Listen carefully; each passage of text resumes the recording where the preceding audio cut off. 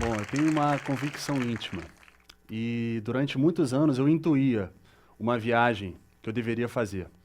Nessa viagem eu queria estar próximo a dois grupos de pessoas com realidades bem distintas à minha. Eu queria estar próximo a pessoas em situação de mendicância, em áreas de vulnerabilidade, drogas, marginalização e miséria de todo tipo. Eu também queria estar próximo a pessoas do interior, pessoas que vivem com muita dificuldade e por isso talvez com muita simplicidade. Pessoas que cuidam da terra e sobrevivem do trabalho braçal. E eu consegui realizar essa viagem. E quando eu saí para a estrada, eu não tinha um motivo muito claro do porquê eu estava indo, de onde vinha essa minha necessidade. Era simplesmente uma intuição. Eu também não sabia exatamente o que fazer quando chegasse lá nessas áreas. Então, eu já tinha participado de grupos, né, faziam ações solidárias nas ruas, né, junto à população de rua. E o grupo é ótimo, né? O grupo ele mantém uma constância, uma consistência a esse tipo de ação, né? O grupo divide méritos, o grupo trabalha a nossa humildade para acatar uma decisão que você não julgava melhor, mas o grupo tem uma coisinha que ele sempre me incomodou. O grupo ele abre, dá um espaçamento entre as pessoas que estão indo ajudar e as pessoas que estão sendo assistidas, né?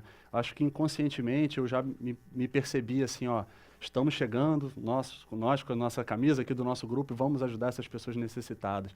E eles pensavam, olha só que legal, o pessoal está chegando e vem nos ajudar. A troca geralmente é muito boa, mas eu precisava sentir aquela realidade de uma maneira mais plena, de uma maneira mais profunda. Então, sem grupo, né, eu fui sozinho, e comecei a ir para essas áreas, né, de vulnerabilidade, de drogas, e eu acabei encontrando muitas das respostas das perguntas que eu não estava fazendo. Eu chegava nas cidades e perguntava em padaria, em banca de jornal, aonde tinha grande concentração de mendigos, e para lá eu ia. Né? Eu fui a Cracolândia em São Paulo, passei um tempo lá, passei meu Réveillon com os mendigos de Barreiras, na Bahia. Eu ia às cidades grandes e às capitais, ia para os centros urbanos e praças com grande presença de mendigos. E eu chegava lá com minha mochila pequena, com alguns sanduíches, banana, biscoito, e eu sentava próximo e eu começava a comer. E eu oferecia para as pessoas que estavam mais próximas a mim. E a gente começava a trocar ideia. E eu passei a ouvir bastante, né?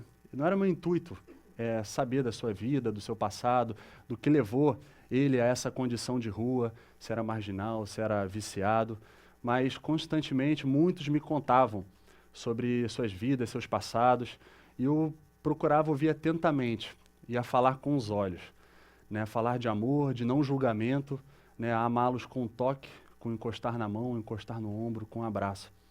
E eu fui reconhecido, eu comecei a perceber que nessas trocas, né, eu não estava fazendo uma caridade verticalizada como eu sentia antes, né? Eu acho até mesmo que nem era uma caridade, porque eu também falava sobre minhas dores, minhas perdas, minhas alegrias, né? Eu fazia questão de me expor como vulnerável, porque eu também sou vulnerável. Eu falava sobre as minhas dores, porque eu sou cheio de dores, e contava sobre a minha ânsia para ser feliz, porque eu tenho muita sede de felicidade. E nessas trocas eu comecei a conhecer as trajetórias dessas pessoas. E na rua dá de tudo, né? E eu comecei a perceber que eu estava venerando essas pessoas como mestres da sobrevivência, né? E eu passei a escutá-los como um amigo. E por muitas vezes eu fui reconhecido como amigo.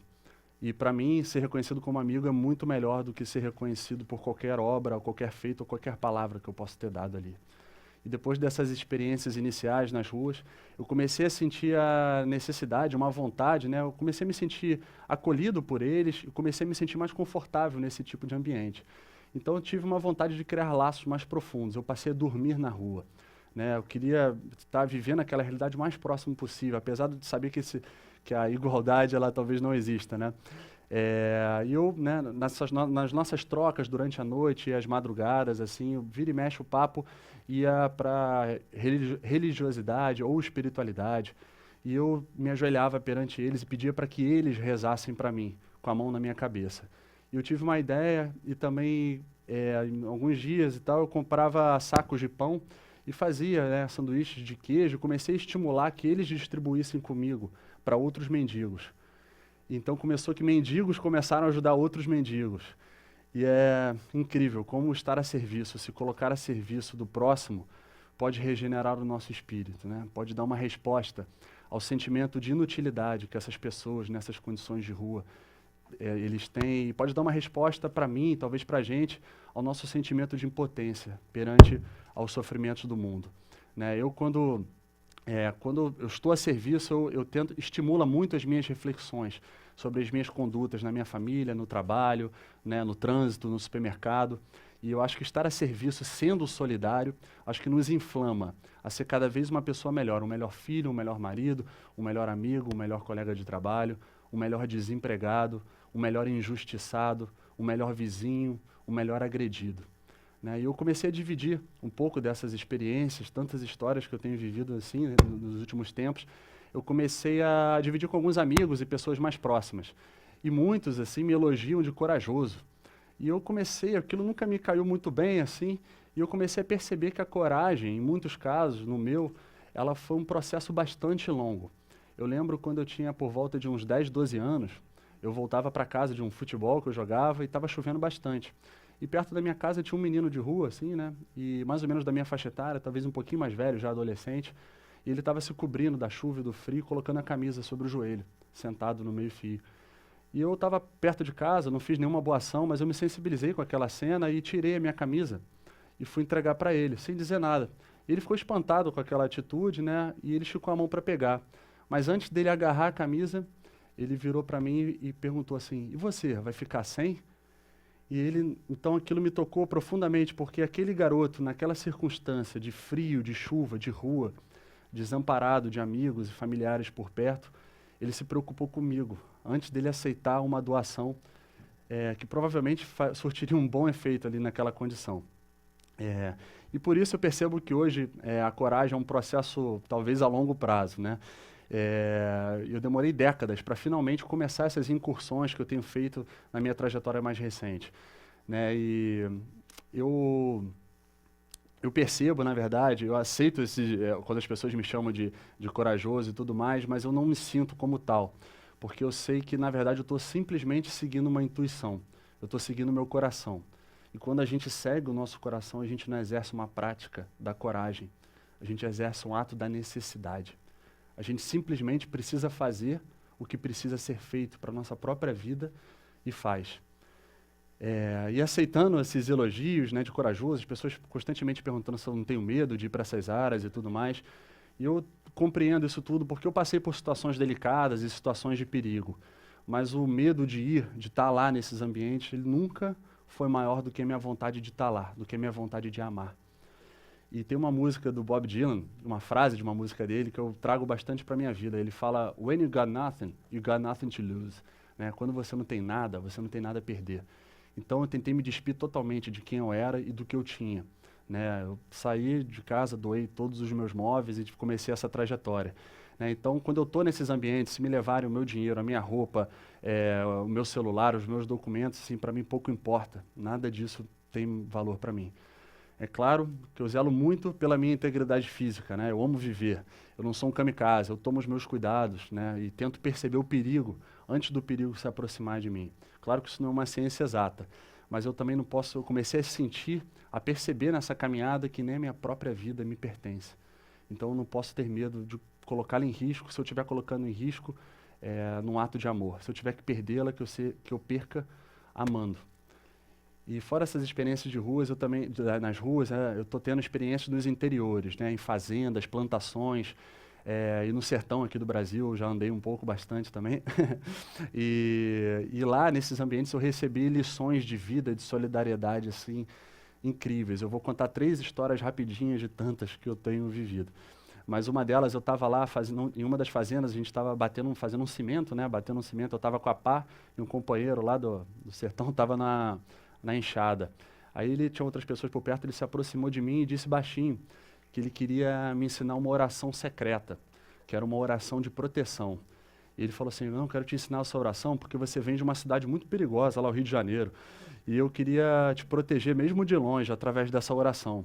E eu achei aquilo tão bonito, assim, essa entrega, né, misturando um pouco da espiritualidade dele, trazendo um pouco lá para mim. Ele só me pediu para não dividir essa oração com ninguém, porque senão ela ia perder a força, não ia valer de nada. Então eu tenho segurado ela, ninguém sabe, só eu e ele. Numa outra situação, numa outra oportunidade, eu estava numa outra fazenda, me despedi de todos os meus companheiros lá de enxada, né, do trabalho braçal, e eu ia viajar de carona de caminhão. E a fazenda que eu estava era no Piauí.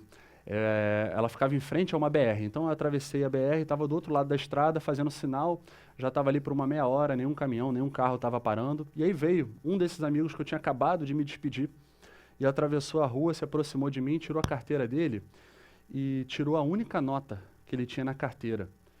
E ele falou para mim que ele queria me entregar uma nota assim de valor bem baixo, mas era de enorme valor humano. Porque ele me disse que ele queria me entregar porque eu podia passar necessidade na estrada, já que eu ia viajar de carona.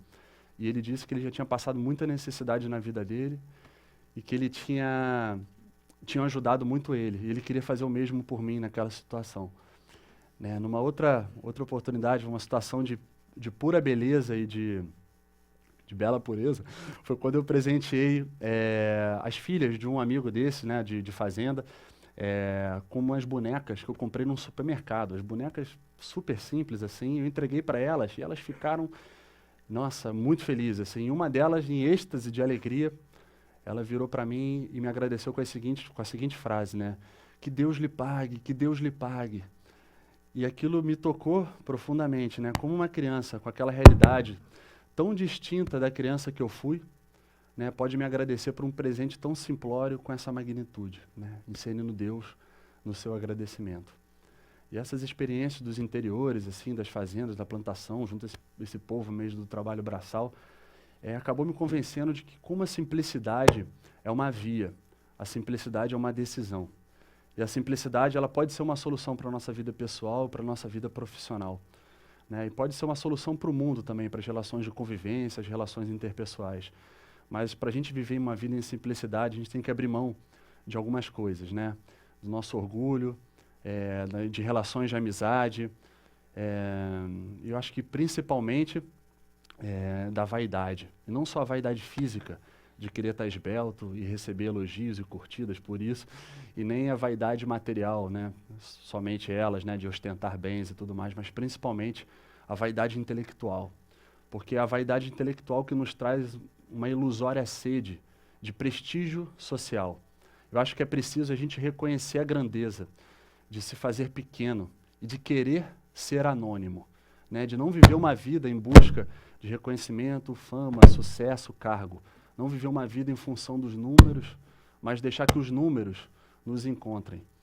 E eu tenho tentado praticar isso e isso é muito, muito difícil. Hoje eu creio que é mais fácil eu me tornar um bilionário do que eu me fazer humilde, do que me fazer pequeno. Né? Eu acho que é preciso que a gente olhe fora do ponto de vista dos resultados palpáveis, as coisas que a gente faz nas nossas vidas. Quando eu saí para essa trajetória, eu nunca pensei, não sabia nem o que eu estava fazendo, então eu nunca pensei em termos de eficácia do que eu estava fazendo. Eu tenho certeza que é por isso que eu tenho vivido tantos momentos infinitos. E atualmente o resultado, ele não é meu critério de ação para fazer nada na minha vida, né?